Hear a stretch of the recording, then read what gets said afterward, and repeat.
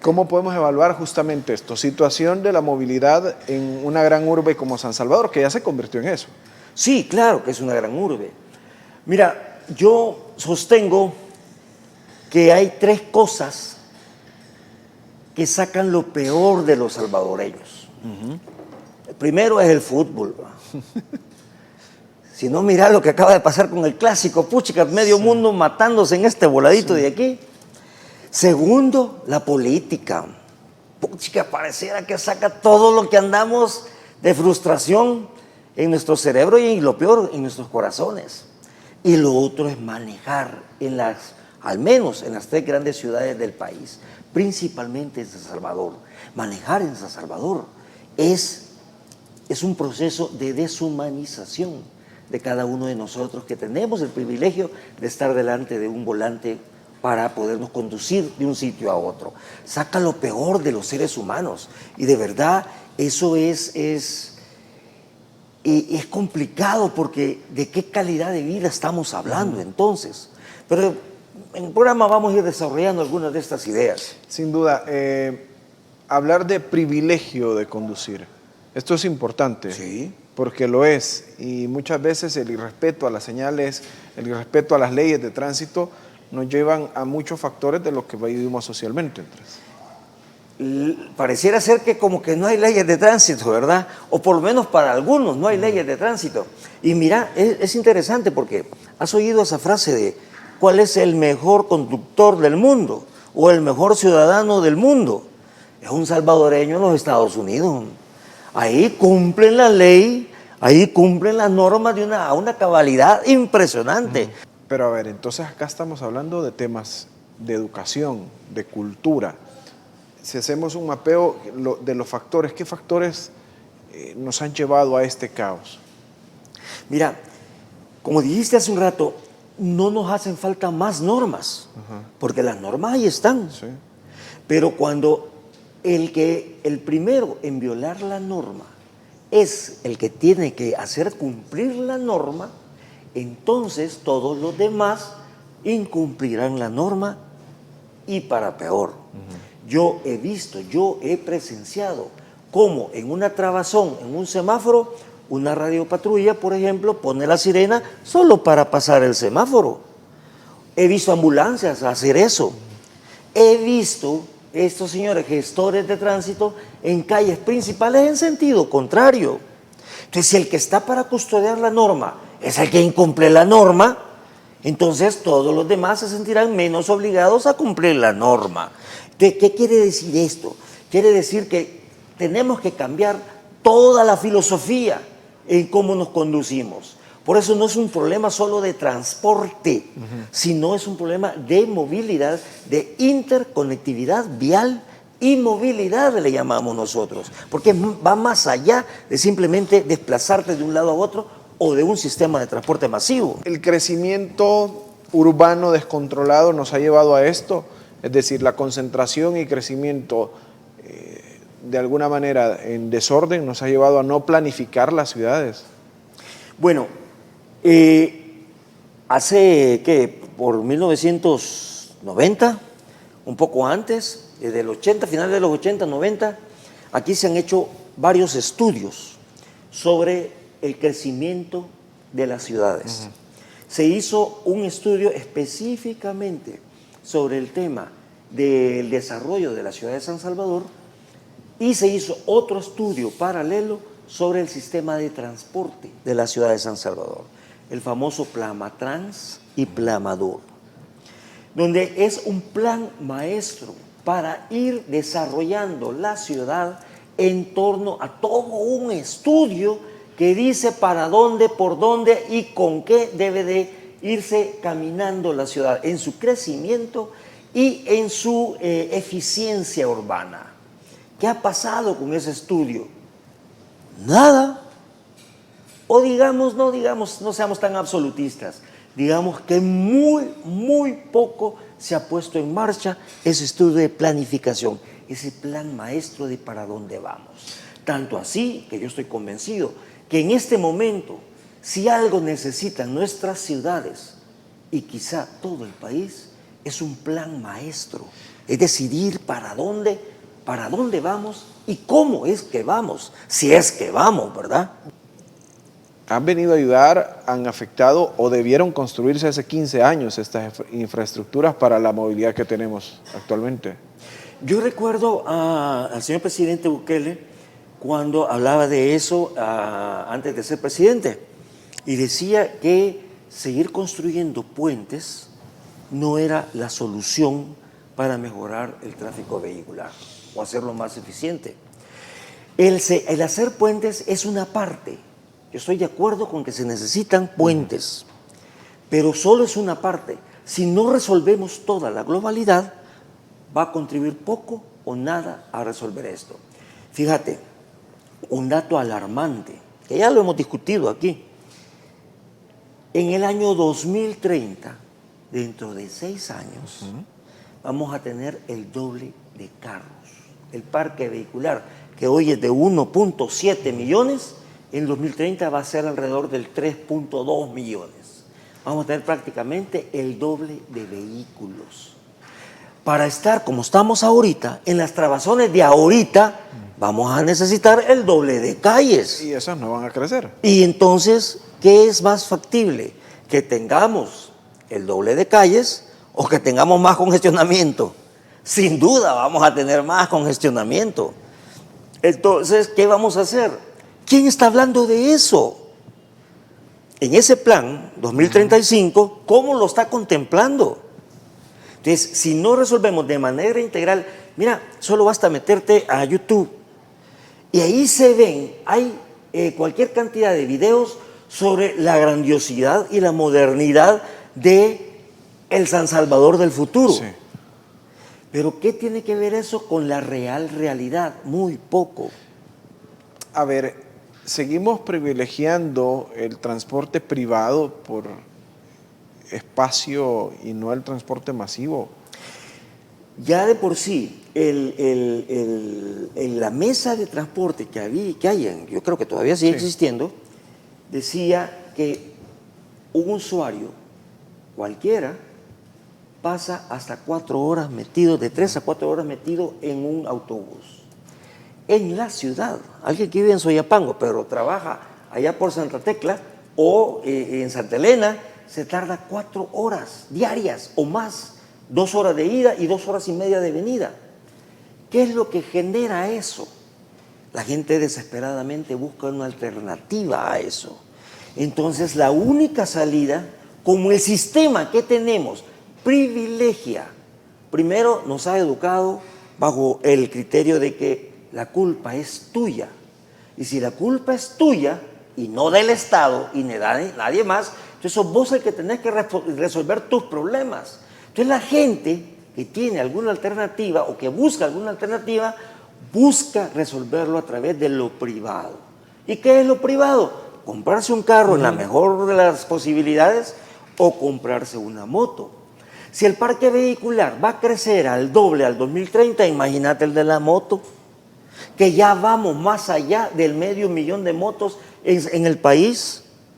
Más de 500,000 de motos. Bueno, ve las estadísticas de los muertos solo en accidentes de carro y principalmente de moto. La cantidad de gente que ha muerto en esos accidentes es impresionante. No hay otro camino, no hay otro camino. Pero mira, yo hago una diferencia entre el sistema de movilidad y la tecnología de movilidad.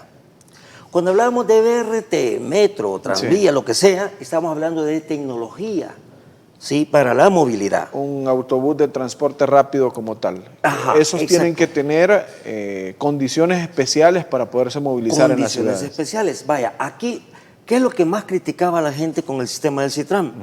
¿Por qué le vamos a dar un carril exclusivo a los buses, que es una empresa privada? O sea, ¿por qué se le da un carril exclusivo? Porque una unidad de esos lleva 180 personas y el carro lleva 1 o 2, como bien acotaste vos hace un momento. Por eso se le da un carril exclusivo. Y la gente que usó el sistema del Citram no me va a dejar mentir. Pero los centros comerciales de Soyapango hasta el médico quirúrgico, creo que es el hospital Con el Citran la gente se tardaba 15 minutos, 20 máximo. Se quita el Citran y hoy volviste a tardarte 1 hora o más. La gente salió beneficiada con eso. La gente que lo usaba no me va a dejar mentir. El problema básico fue todo lo que estuvo alrededor del Citran. Entonces yo sostengo que hay que cambiar el sistema como tal. Y después pensemos en la tecnología.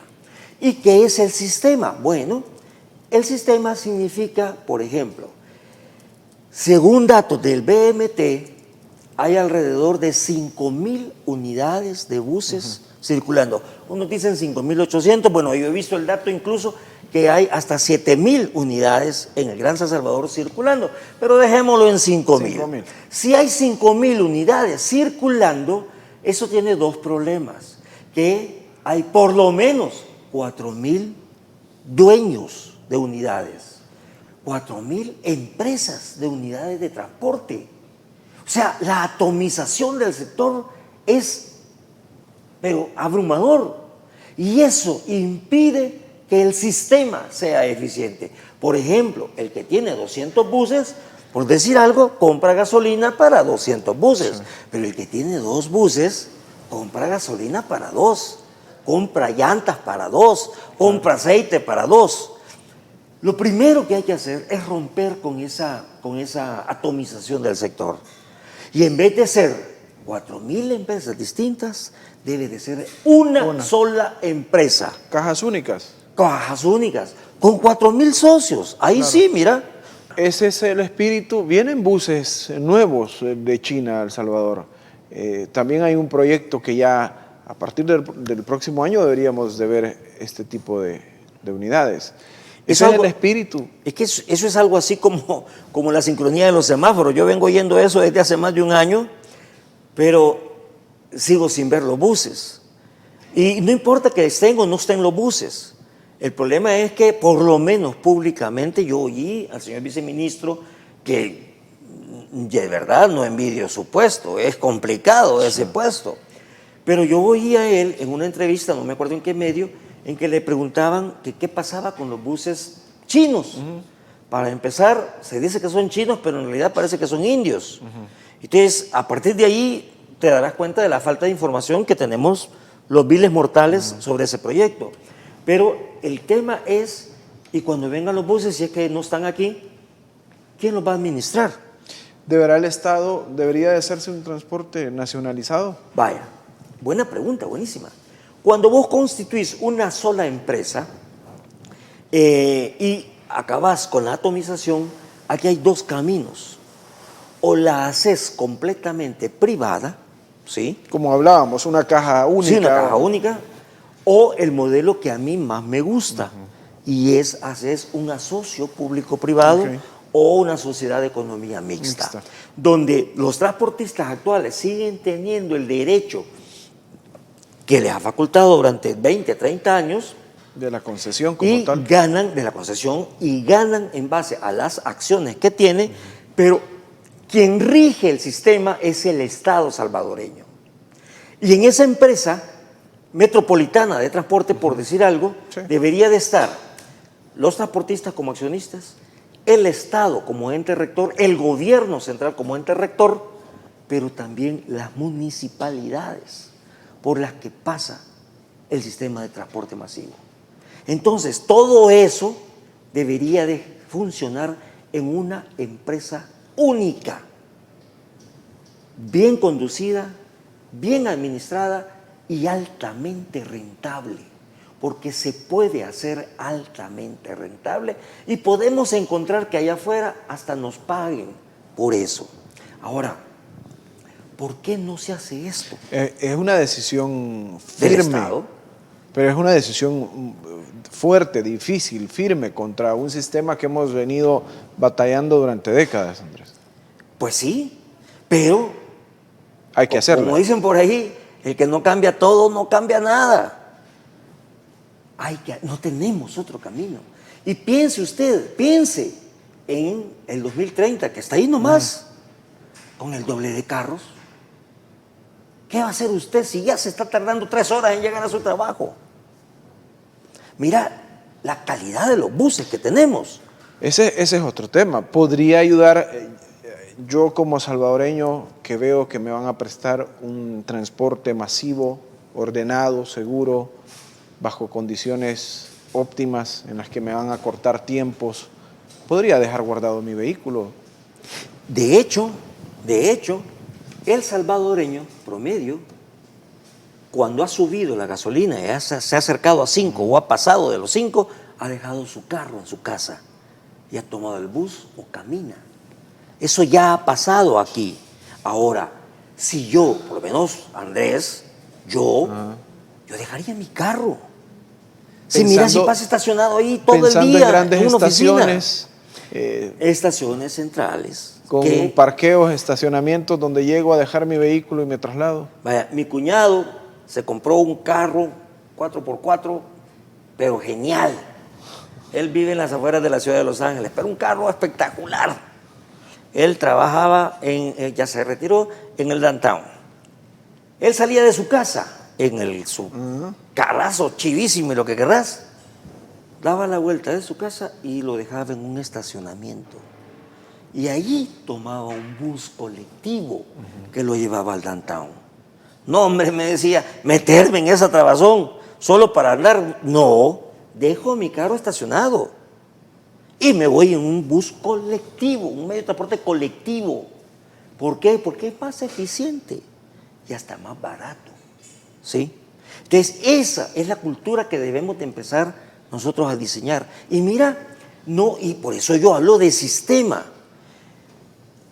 Yo sinceramente creo que donde están pintando estas orillas azules, aquí nomás, ¿sí? Para las ciclovías, es una locura donde lo están pintando.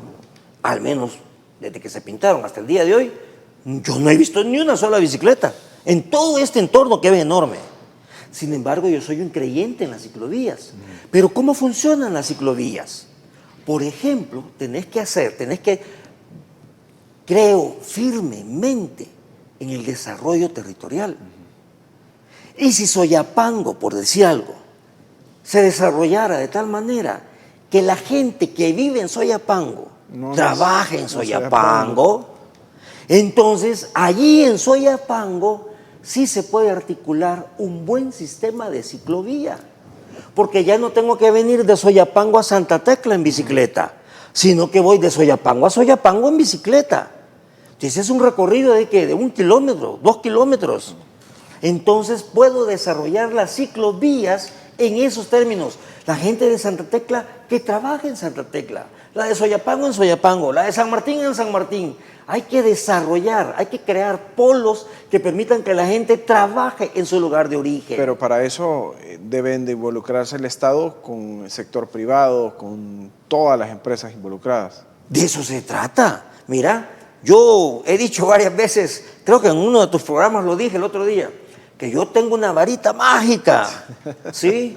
Que resuelve todos los problemas de El Salvador. ¿Y sabes cuál es? Ponernos de acuerdo. Tenemos que dejar toda la mezquindad que se nos ha metido en la cabeza durante tantos años, desde que vinieron los españoles.